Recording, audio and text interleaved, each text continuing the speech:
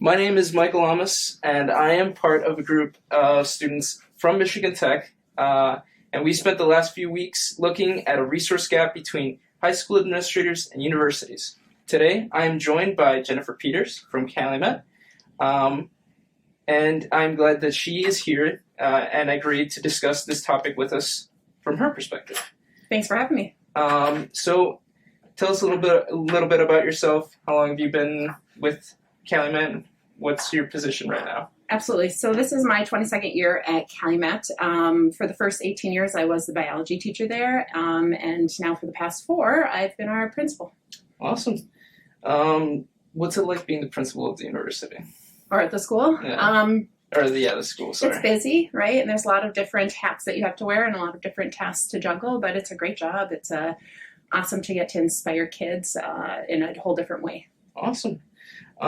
So first thing we want to talk about is maybe the troubles that maybe the students have when thinking about further education from high school. What is the biggest trouble that you would see that maybe under-resourced children have when thinking about college? Yeah, absolutely. One of the things that comes right to mind is just the struggles that students have applying to college. Like, it's a big process, and every university is a little bit different. So one of the biggest challenges they have is they just don't know how to get started and how to go about it. So like, where do they go to access this application for this school? After they do the application, what's the next step? How do they get their transcripts sent to that university? How do they get their test scores sent to that university? So that's kind of the biggest challenge, is they just don't know what that process looks like because they don't have anybody at home to turn to ask those questions to. And so that's their biggest struggle, is just, how do I do it?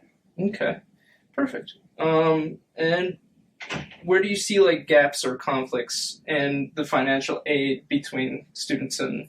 Yeah, absolutely. So after the whole process is done and a student starts really thinking about, where am I going to go to school? Of course, obviously, how am I going to pay for it is the next big question. And that's a tough question to answer. Do you know what I mean? Like, every school's a little bit different, what that financial aid report is going to look like. And then what are those funding sources? We try to hook them up with different scholarships, different ideas of ways to fund their school, but there's not always a great answer to that question for kids. Okay. And then let's see here. Is this critical to the school, like for your staffing? When it comes to the application process for students and all that, how do they help students and what do they do exactly? Fortunately, we have a fantastic guidance counselor, and so he meets with each one of our seniors one-on-one just to talk about what their plans are for after school, and he helps them with that process. He's already done that this year with our seniors, had those one-on-one conversations. I've been working with kids, getting their application started, and moving on to that next phase in terms of like filling out their FAFSA, which is also a challenge. You guys have probably all just been doing your FAFSA too, and that's not an easy form to fill out. No, it is not. It's not intuitive whatsoever. So hopefully, and I've heard there's been some talk about reforming the FAFSA process, and hopefully that goes through and it's a little bit easier for students to fill out that part of their application process. For sure. I totally agree. The FAFSA is not an easy document at all. No, I can actually speak on this as a parent as well. It's a struggle, right? A student's supposed to fill it out, but I don't know how they could do that on their own. Like, yeah. They need somebody to walk them through that step by step.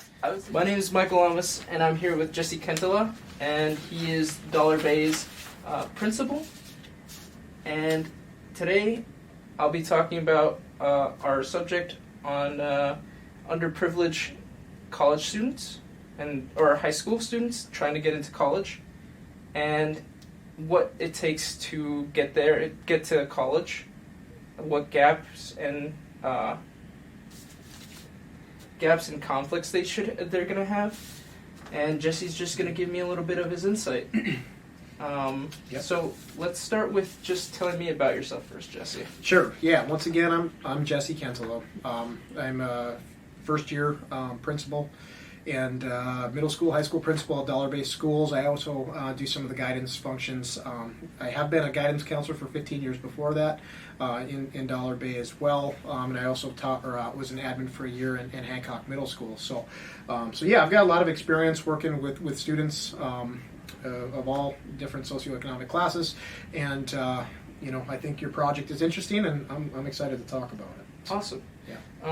I'm glad you could be here with us. And let's start with, what do you think, in general, for students, what do you think is the hardest thing for them to get into when going into searching for colleges or trying to do an application or anything like that? What do you think would be the hardest thing for those students?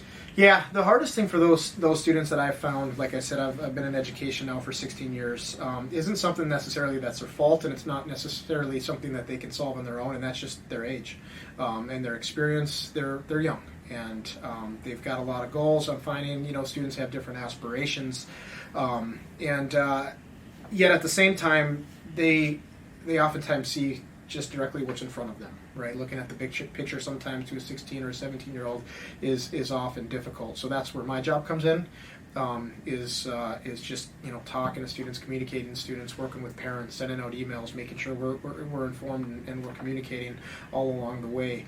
Because the more insight they can have into the next steps, the better off they're going to be. Because one of the things I tell students all the time, I say, guys, this is it's right around the corner for you, and this is the first major financial decision of your life, right? If you choose to go to college, and we need to be ready, we need to be informed, so they make the correct decision.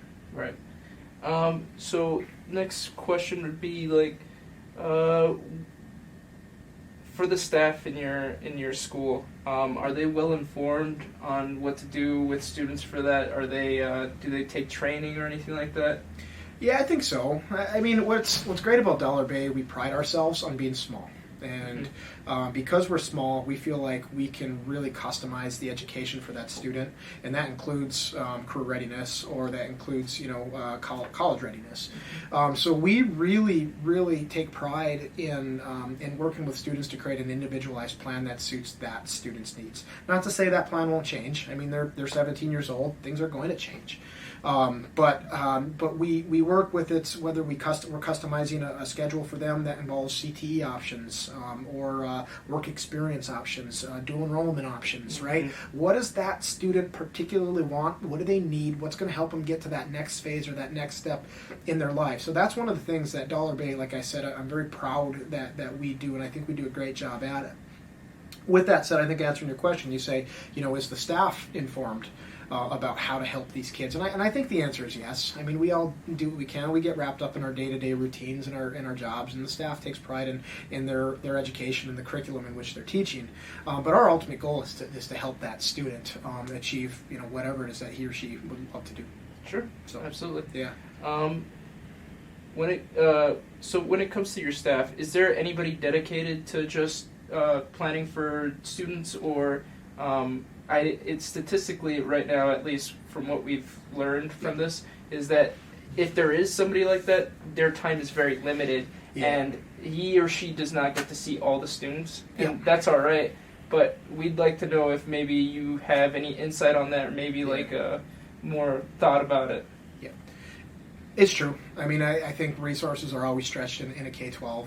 We're very different than the university level as far as funding goes. We just simply do not have the same resources that bigger institutions have, or even bigger schools. So like Dollar Bay, for example, we're about 25 to 30 kids a class. But as it is right now, our staff is small. We're stretched thin. We've got 6 or 7 teachers teaching every hour of the day right now. Mm-hmm. So as far as taking that time to sit down with kids to meet individually, that's where I come in. That's part of my job, and I do take pride in it. And we set time aside. Students know to email me to set up opportunities to schedule appointments with me, and they're aware of it. And one of the things I love about Dollar Bay students is they're very resourceful. So they're working hard on their own to figure out what is their plan moving forward. So, but yeah, you're right. I mean, I think in high schools across the nation, I think that's always a common theme, is that just there are not enough resources